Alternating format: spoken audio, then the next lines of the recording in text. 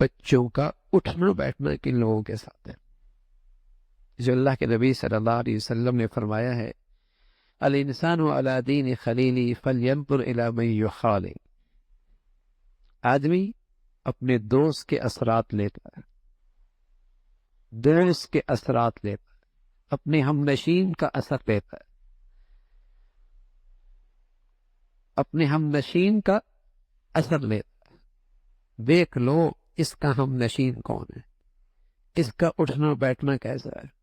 کبھی سوچا بھی نہیں تھا کہ اس کی اولاد بھی سگریٹ پی گی، لیکن اب تو اس کی بیٹیاں بھی سگریٹ پینے لگی۔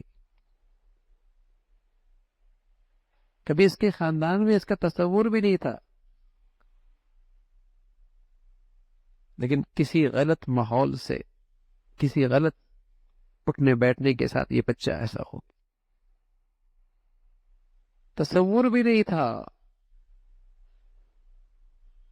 نہ باپ نہ ماں نہ گھر نہ خاندان،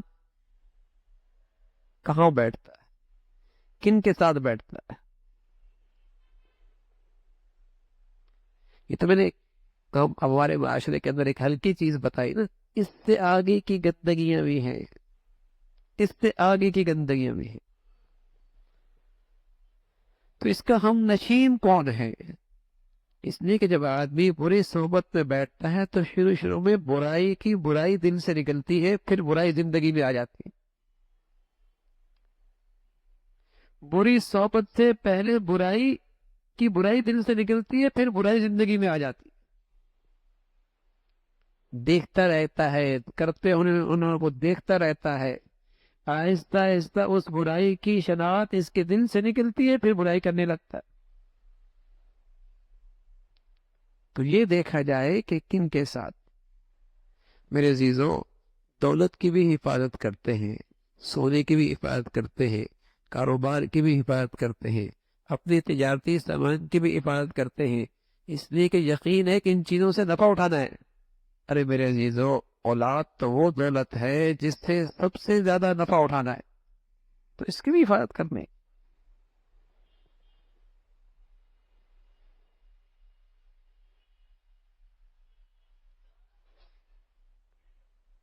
ان تمام چیزوں کے لیے کتنی فکر ہوتی ہے، کیونکہ یقین کیا ہے، اس سے نفع اٹھانا ہے۔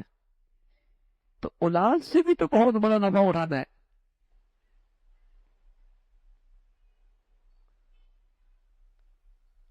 اس سے بھی تو فائدہ اٹھانا ہے۔ باقی آپ نے جتنی دنیا میں نفع کی شکلیں بنائی ہیں، سانس نکلتے ہی خالی ہاتھ ہوں گے، لیکن اگر آپ نے اس کو نفع مند بنا دیا، انشاءاللہ آپ کے قبر کو بھی منور کر دے گا۔ آپ کو روزانہ نیکیوں کی شکل میں تحفہ بھیجیں گے، روز آپ کی قبر اور ٹھنڈی ہوگی۔